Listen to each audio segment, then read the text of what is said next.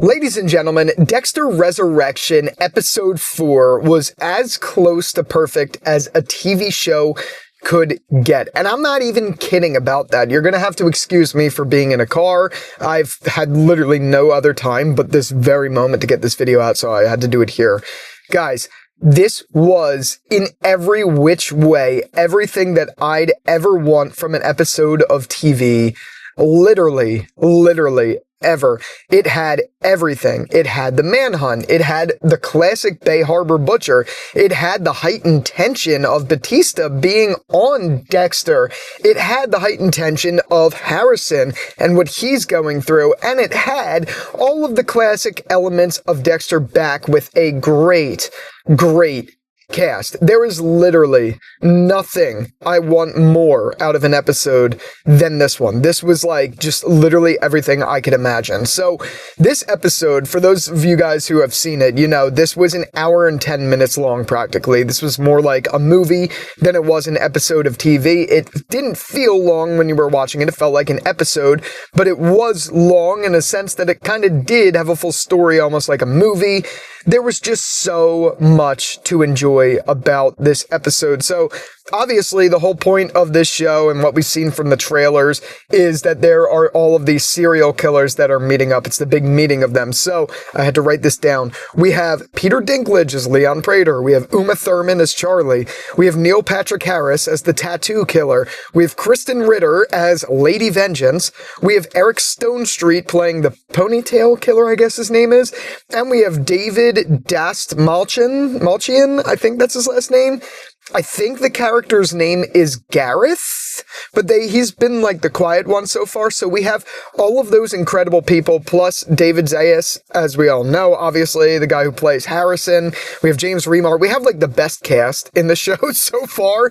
And man, it just came out on full display here. So obviously this episode picks up where Dexter has to assume the personality of Red to get into this meeting, where he's given 100,000, I think it was, just to show up. So Dexter steals the thumbprint of the not the Doomsday Killer, the Dark Passenger, just so he could get into this meeting.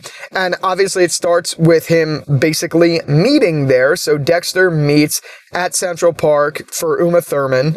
They meet up together. They go through the whole thing where Dexter's going to go sit in the back, but Uma Thurman's like, absolutely not. Shows a gun, is like, you're sitting up front with me, pal. I thought that was so great. And then when we get to the meeting, I think it's just absolutely so fascinating. So the A plot is Dexter getting into the meeting and meeting all of these people. The B plot is Harrison and his story with Batista. Literally, I don't think there's anything better that you could get out of an episode than this because of that. So to start with the A plot, obviously Dexter arrives. We know that he's going to have a little bit of trouble with the thumbprint, and he does. So he gets in after some hesitation, which Uma Thurman's obviously ready to like kick his ass for, which I thought was really awesome and really interesting. So that all happens. Then when he gets in, he meets Peter Dinklage's character, Leon, who is just obviously, like Peter Dinklage always does and everything he's in, is stealing the show. He's just doing so freaking good. So he comes in and he shows Dexter, or Red, I guess you could say, this trophy room, I guess, of all of these killers, which is really interesting because it's obviously not just characters we know in terms of the story, like Arthur Mitchell, or even the Bay Harbor Butcher, which we're going to get to in a second, but it's people like Ted Bundy, John Wayne Gacy, the New York Ripper. It's people like that.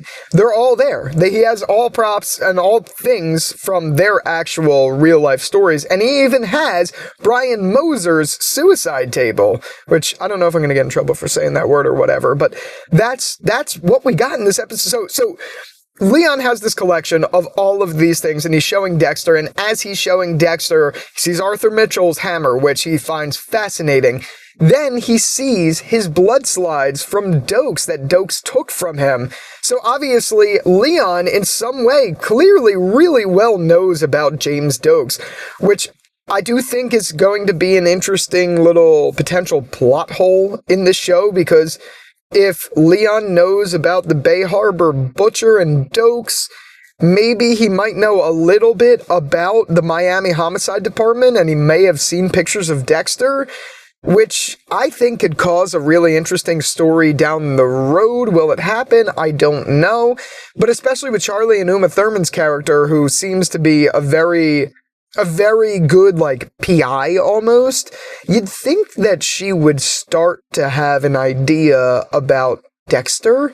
I don't know. I think that's going to be a really interesting thing, and it clearly gets really interesting as the story develops when Neil Patrick Harris's character gets killed, and there's some things that happen there. But so we get that introduction. We get the introduction of Leon. We get the whole room and all of that stuff. And then we get to meet all of the other serial killers. The biggest one, obviously, that we all know of is Mia, or Lady Vengeance, which is Kristen Ritter. I've always been a big Kristen Ritter fan, and I like, I'm not one of those people who, likes to ship, love stories or whatever in terms of these shows, but I like the direction they're going in with. Obviously, it looks like Mia is going to potentially be a love interest for Dexter. And I think they work so well together. They have a really good chemistry. And it just reminds me, obviously, of, Lila a little bit because of the black hair, the same, pale. I don't know why. They remind me of each other. And I feel like it's going to be an interesting similarity there in some sort of way. But, so, obviously, like I said, we get to the meeting. We see at the meeting that it is literally just all these killers coming together like a safe space. You know what I mean? And I thought it was really interesting how we have Eric Stonestreet's character, who I guess is the ponytail killer, coming in and being, really friendly with everyone, hugging everyone. These are all, work associates. Like when you go into a corporate office and you see your coworkers and it's like, yo, what's up? That's what it felt like, which I thought was really interesting to begin with. But I'm actually, I think, the most interested in his character because he's a family man.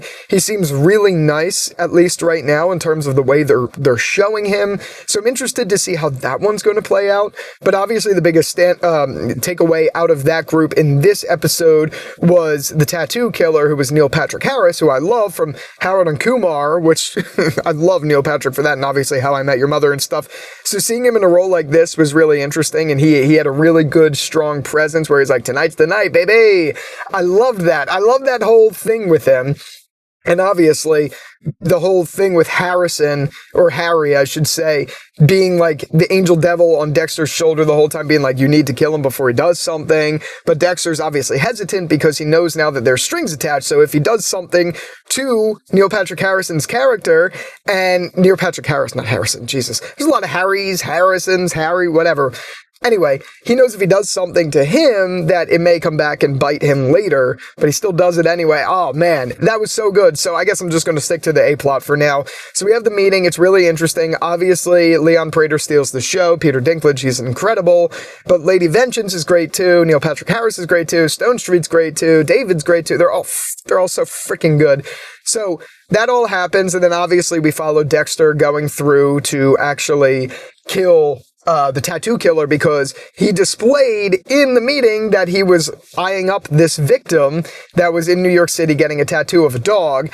And so we see Dexter follow him and eventually get the tattoo killer by killing him in the tattoo parlor, which is another little bit of a plot hole in terms of this story, because while it was absolutely epic that we got to see that, and we got to see Dexter finally really being the Bay Harbor Butcher by using the blood slides again and all of that, a really important detail that I think is going to play a role into this season, it may not, but I don't know, is the fact that Dexter kills the tattoo killer in the tattoo parlor, breaks a piece of art off the wall that the workers are going to be like, what happened to that piece? And then uses his old way. I think that's going to come back to bite him because he took that piece of art off the wall and someone's going to be questioning something. There's also CCTV cameras everywhere. I feel like that has to play a role somewhere in this season. Somewhere. You can't just go ahead and do what Dexter did out in public and then break into a tattoo parlor and not have that come up. I hope, but also they may not, because they do contrivances like that here and there. But anyway, takes him into the tattoo parlor, he kills him, but he does the whole ritual thing that he used to do, which is great because we're finally getting the Bay Harbor Butcher again, which is another thing that I absolutely loved, and I loved in this episode, that at the end when he's talking to Neil Patrick Harrison, he's like, I am not Red, I am Dexter Morgan. He's like, who's Dexter Morgan? He's like, I'm the Bay Harbor Butcher, and then Neil Patrick Harrison's like, whoa, and then obviously he's shocked and all of that stuff. I loved that. That was a scene where I was just freaking out. I was like, that's sick. I thought that was really great. Yes, I'm glazing over this episode for sure, but it really was that good. We didn't even get to the freaking B plot yet. My God, there was just so much, including the freaking cliffhanger. So that was the whole A plot. He does the kill. He burns him in the furnace, all of that stuff. Now he has the whole problem of what happens when Leon obviously knows that the tattoo killer is never coming back because he's dead. How is that going to affect everything? Because you have to think Leon, for being as sophisticated as he is, doesn't expect the new guy to be, involved in this. The whole other thing with the A-plot that I liked a lot was Lady Vengeance. Obviously, we saw them going for a jog together in Central Park, building their chemistry. Then they go back to the apartment, clearly to bang, but then Dexter backs off last minute despite really wanting to because Harry's in his ear telling him not to do it. I thought that was a great scene. The only other thing I thought was like that Airbnb that she got just to come visit must have been so damn expensive. An apartment in New York City alone, if you're looking at a 1-bedroom, but that was like a flat, like that was like a big lofty apartment. One of those just to rent is like anywhere, probably where that was, probably like $6,000 a month. So I'd imagine that Airbnb is probably like double that because, Airbnb people like to charge through the wazoo. So like, how does she have all of this money? Well, actually, I guess that makes sense because, never mind. Leon pays them. Whatever. Okay. Makes sense. That makes sense. Never mind. But I did think that was interesting. I was like, that's like, you're like living in a mansion as an Airbnb. Whatever. Anyway, so that all happened. I liked that chemistry and I like where that's going to go because Lady Vengeance is now going to be like pursuing Dexter more. She was clearly disappointed that he left when she left the shower door open so they could shower together. I thought that was a really interesting thing, and it's interesting to see where that is potentially going to go and if they're going to team up more or now she's going to be more of an enemy to him. Very interested to see how that plays out. But that's the end of the A plot. Really amazing stuff. I mean, look, I'm 12 minutes into this review and I'm still glazing over the A plot. And I didn't even start glazing over the B plot. That's what I think is crazy about this. The B plot was just as good because obviously we had Batista come back to New York City. He tracks down Harrison through the car that belonged to Jim Lindsay. So he goes to the Empire Hotel and he meets up with Harrison. It's a really cool little reunion, even though obviously we never really saw them too much in the original series. Having that familiarity and being like, I knew you when you were a baby, I got you that train set, blah, blah, blah. All that stuff was really nice. Him talking about Jamie was really cool. So those callbacks are great. They just genuinely are. So obviously Harrison's like putting on a little bit of a show for Batista saying, I don't know what you're talking about, blah, blah, blah. They have that little meeting. Harrison goes away, but then Harrison's like lady, I forget her name. She goes up to Batista and is like, hey, if you're on Harrison for the murder, like he didn't do anything, which obviously raises Batista's flag. So now he's on to Harrison, which is incredible. So then we get another shot or another scene of Batista then later grilling Harrison for the murder of this guy in the Empire Hotel. And he's like, you're going down a dark path. Like, this is definitely, I know this was you, all of that stuff, which I find fascinating. Then we cut to the New York people, the New York homicide team, and Batista goes there to be like, oh, they're definitely related. This is definitely like the Miami homicide Bay Harbor butcher case. So now Batista's in with the New York people. Man, this is just interesting because we're getting a different side of Batista, and I'm really curious and scared for Batista's character now because obviously this is going to put Batista on the chopping block with Harrison. I don't even know if it's as much going to put him on the chopping block with Dexter as it is with Harrison, because now Harrison has a reason to really go after Batista. Obviously, we see later in the episode he starts to gain a guilty conscience, and then he tries to turn himself in, and that leads to the big-ass cliffhanger at the end of the episode, which is Dexter stops Harrison from turning himself in, and that's the big cliffhanger of the episode, which was crazy. I was flipping out at the end. I thought that was great. Like, obviously not as monumental as something like Rick and Michonne meeting up in The Ones Who Live, but it kind of did feel that way, and the build-up to it was really intense, and it was just great to see. So I was hype about that. Yes, I'm still glazing, because this was literally, again, perfect fucking episode. The only other thing I didn't mention about this episode, at least that I can remember off head, is the fact that Harrison tries to make an advancement onto his like lady friend girl that he's interested in by like trying to kiss her, but she's like, no, we're just friends. So he's like, oh, I fucked this up. I thought that was interesting too, because they definitely have some good chemistry. I think that's going to come back. They're going to have more chemistry later in the season. But man, just on all fronts, I don't have a single complaint. Yeah, there's two little plot holes, but I think those are plot holes that can eventually be developed later on in terms of the story. Like, I think we're going to see a little bit more with Dexter stealing the blood slide by taking the art. And I think we're going to see a little bit more with maybe Leon coming on to actual Dexter Morgan and stuff like that. Very fascinated to see where those goes. Those aren't even complaints. Those are just the two things that had me on alert because I think they're going to come back to bite the story later. But like, man, I just all around, it had absolutely everything. I'm just trying to see if there's anything I missed before I get into anything.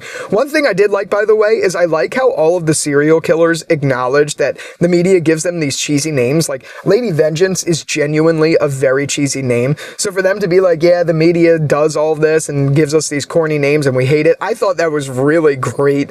Just genuinely, I thought it was great. I guess the only other little negative, but this isn't a negative of the episode, is I'm starting to really get sick of when they flip to the homicide lady. It's always her listening to Staying Alive, and they do that needle drop where it's like you hear what she's hearing and they play the song. It's like, dude, enough with the Bee Gees. I like the Bee Gees, but like, stop playing the same song over and over. We get it. You paid for the rights to that song. Okay, and you're going to use them.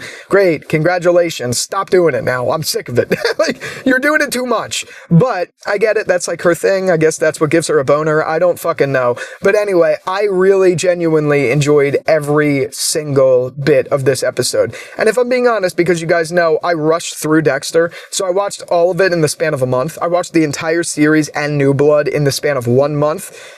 And I can tell you with confidence, this episode was one of the best, if not the best episodes of the show that I've ever seen. This was up there with, for me, this was up there with the Hello, Dexter Morgan episode in season 4. This was up there with some of the stuff in season 2. This was, I genuinely think, if not it's in the top 3 best episodes of Dexter of all time. This just had everything. Maybe there will be better ones later, I don't know. But off head, right now, acting just purely off the emotion of watching this episode, it doesn't get better than this. This was a perfect episode of TV. It genuinely was. And while I'm at it, this is how you do a fucking spin-off show. This is how you do it. Obviously, it's different from something like The Walking Dead, where it's harder to get Andrew Lincoln for that show, so it's harder to, like, do these big things. A big thing here, obviously, is you have Michael C. Hall back in the story. That's very important. But this is, like, when you think of a spin-off or when you think of a revival to a show or whatever, this is doing everything right. Everything. It isn't making one mistake yet at all. Okay, sure, in the beginning, the way they explained away the events of New Blood, sure, but that's easy to look past. Like, it's genuinely a very easy thing to look past. If that's it, this is doing everything right, and it's everything I want from not only a spin-off, but a show. Another example of a perfect spin-off is Better Call Saul. Obviously, we're only 4 episodes into Dexter Resurrection, and a lot could go wrong, but so far, there hasn't been one bad thing or one thing that just raises my eyebrows at all. I am loving every element of this, and this episode is just incredible. There wasn't one bad episode of the show so far. Each episode has progressively gotten better. Now, the only thing I'm a little skeptical about here is they gave a lot of the early reviewers up to this episode to watch, and they didn't do episodes beyond that. Maybe that's because they were still editing them. I don't know. But I'm wondering if they gave early reviewers that because they knew this was the big one and then it kind of slows down a little bit. I really don't know, and I hope that's not the case, and I don't see it going that way. I'm just a little cautious about that because I don't know why they would only give the 4 and then not give some more of the others, unless they did they did a couple episodes and then they dropped another to the early reviewers. I don't know. I genuinely don't, but that's my only thing that I'm a little skeptical about, but I think time will tell. Again, I can't stress enough how perfect this episode was, and I can't stress enough how well this is being executed in terms of a spin-off, especially when you've had some really controversial things in the past. This is just everything working with Dexter. It just genuinely is. Maybe I went too hard in the good way. Maybe I was like way too optimistic. Maybe there was things that like I'm not even realizing that were like a little bit weird or whatever, but I'm just going off of how I felt leaving this episode. I'd love to hear from you. Did you feel the same way? Did you love it? Did you have issues with it? Where are you at with this? Because I gotta tell you, this is everything I want out of Dexter. Everything. It's not holding back in any way, shape, or form. And I am so excited to see where this story goes. There's just too much good for it to go south for me. Kristen Ritter's great in this, and there's like tension there. Harrison now knowing of Dexter, and that cliffhanger is going to be fucking awesome to see unfold in the next episode. Leon Prater is going to be interesting. Batista is clearly just in his darkest stage, ever with Dexter, and that is putting him, I'm scared for him. And like, I don't want to lose Batista, but if this keeps up, I unfortunately think something's going to have to happen to him. And that's like, I don't know if that's going to hurt the Manhunt thing or not. I don't know what's going to happen, but I got to tell you, man, it's just everything is working. I'm glazing very hard, but I'm glazing for the right reasons because this was excellent. So yeah, again, let me know your thoughts. Be sure to follow me on Instagram and X. It's Jerry's.takes on Instagram, Jerry's_takes on X. I post there all the time with more just quick opinions on things and stuff like that. So be sure to check me out there. And with all that out of the way, thank you again so much for watching this video. And until the next one, I'll talk to you later. Peace out.